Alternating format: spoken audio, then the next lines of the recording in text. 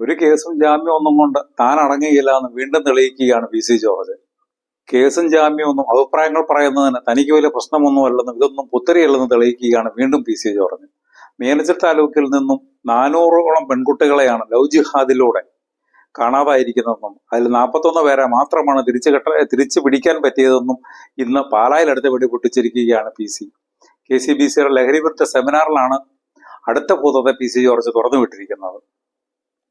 മതവിദ്വേഷ പരാമർശം എന്നൊക്കെ ആരോപിച്ചുണ്ടായ ഒരു കേസിൽ നിന്നും ജാമ്യം എടുത്ത് പുറത്തിറങ്ങി അതിന്റെ പുകിലൊന്നും അടങ്ങിയിട്ടില്ല. അതിനു മുമ്പെയാണ് അദ്ദേഹം അടുത്ത വിവാദ പരാമർശവുമായി രംഗത്ത് വന്നിരിക്കുന്നത്.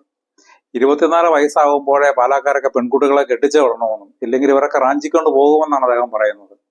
തന്നെയല്ല 24 വയസ്സ് കഴിഞ്ഞിട്ട് 29, 30 വയസ്സ് വരെ പെൺകുട്ടികളൊക്കെ പിടിച്ചു നിർത്തി അവരുടെ ശമ്പളമൊക്കെ ഊറ്റിയെടുത്ത് അവരെ വഴിയാധാരമാക്കരുതെന്നും നല്ല പ്രായത്തിൽ അവരെ കെട്ടിച്ചു വിടണമെന്നും അദ്ദേഹം ഉപദേശിക്കുന്നു. പെൺകുട്ടികൾക്ക് ആൺകുട്ടികളോട് ഇഷ്ടം തോന്നുക സ്വാഭാവികമാണെന്നും അത് ആൺകുട്ടികൾക്ക് പെൺകുട്ടികളോട് തോന്നുന്ന ഇഷ്ടം പോലെ തന്നെയാണ് അതെന്നും അദ്ദേഹം കൂട്ടിച്ചേർത്തു.